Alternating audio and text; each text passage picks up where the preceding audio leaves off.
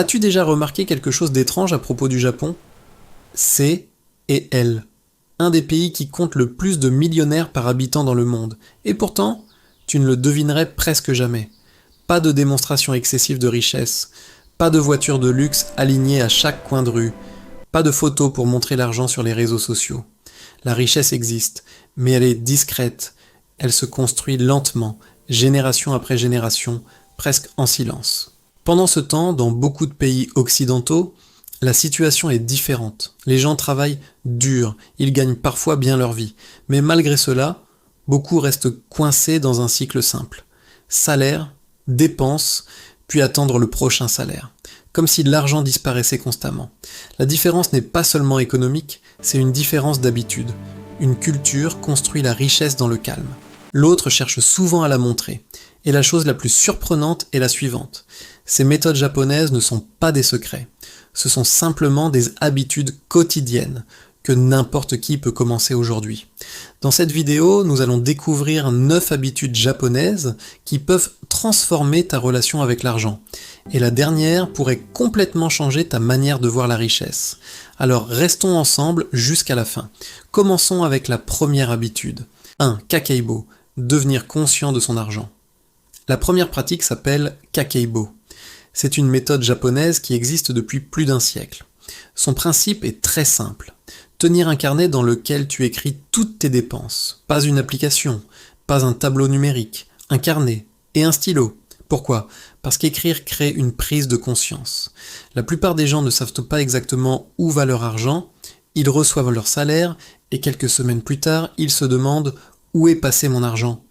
Les petites dépenses sont souvent invisibles.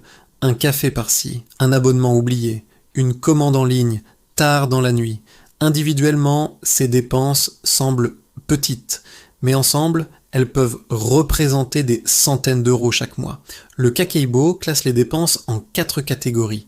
Les dépenses essentielles, les dépenses optionnelles, les dépenses liées à l'apprentissage ou à la culture et les achats impulsifs.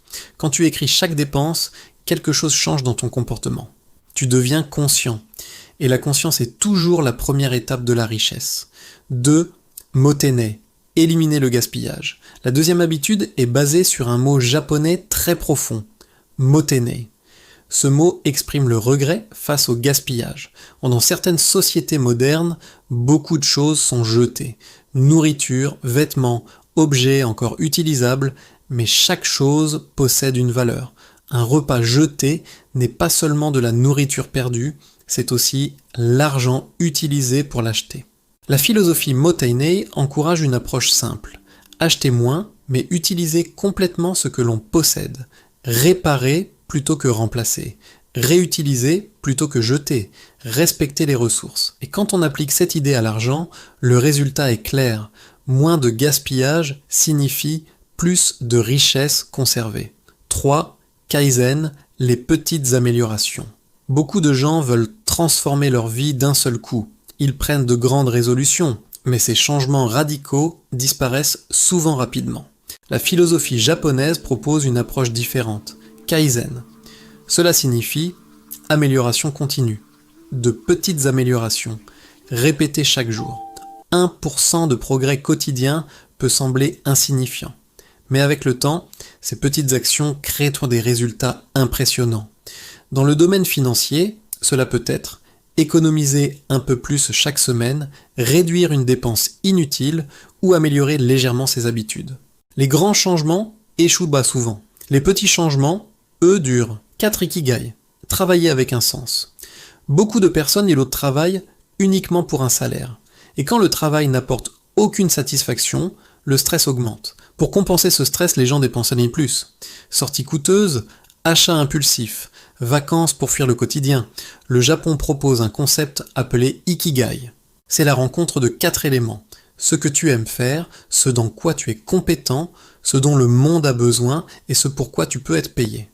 Quand ces 4 éléments se croisent, le travail devient plus qu'un emploi, il devient une raison de se lever le matin. Et quand le travail a du sens, le besoin de dépenser pour compenser diminue. 5. Wabi-sabi. Accepter l'imperfection. Les réseaux sociaux montrent souvent des vies parfaites, mais cette perfection est une illusion. Elle pousse beaucoup de personnes à dépenser constamment pour améliorer leur image. Nouvelles voitures, nouvelles décorations, nouveaux vêtements. La philosophie Wabi-Sabi propose une vision différente. Elle célèbre la beauté de l'imperfection. Un objet usé peut avoir du caractère. Une maison simple peut être chaleureuse. Quand on accepte que tout n'a pas besoin d'être parfait, la pression de consommer disparaît.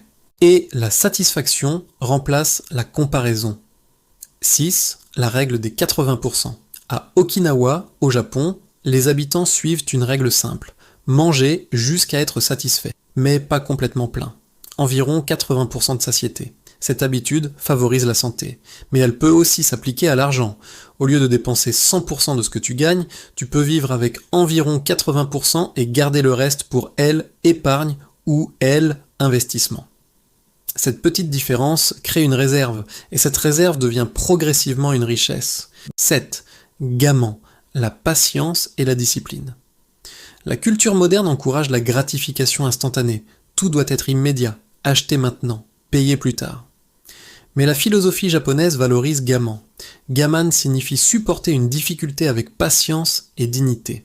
Appliqué à l'argent, cela veut dire ne pas céder immédiatement à chaque envie. Une technique simple consiste à attendre 30 jours avant un achat non essentiel. Très souvent, après ce délai, le désir disparaît et l'argent reste dans ton compte. 8. Kintsugi. Réparer plutôt que remplacer. Quand un objet se casse, beaucoup de gens le remplacent. Mais au Japon, il existe une tradition appelée kintsugi. Les poteries cassées sont réparées avec une laque mélangée à de la poudre d'or. Les fissures restent visibles. Elles deviennent même la partie la plus belle de l'objet. La réparation est valorisée. Cette philosophie peut être appliquée à beaucoup de choses. Les vêtements, les appareils, les meubles. Réparer coûte souvent beaucoup moins cher que remplacer. Et cette simple habitude peut économiser beaucoup d'argent. 9. Shoganai. Accepter ce qui ne peut pas être changé. La dernière habitude est peut-être la plus importante. Elle s'appelle Shoganai. Cela signifie accepter les choses que l'on ne peut pas contrôler. Beaucoup de personnes dépensent de l'énergie à se comparer aux autres, à regretter le passé ou à s'inquiéter de facteurs économiques qu'elles ne peuvent pas influencer. Tout cela crée du stress et souvent, le stress mène à des dépenses. La philosophie Shoganai propose une approche simple, laisser partir ce que l'on ne contrôle pas et concentrer son énergie sur ce que l'on peut changer, ses habitudes, ses décisions, ses choix quotidiens. C'est là que commence la vraie transformation. Conclusion, ces 9 habitudes partagent un principe commun.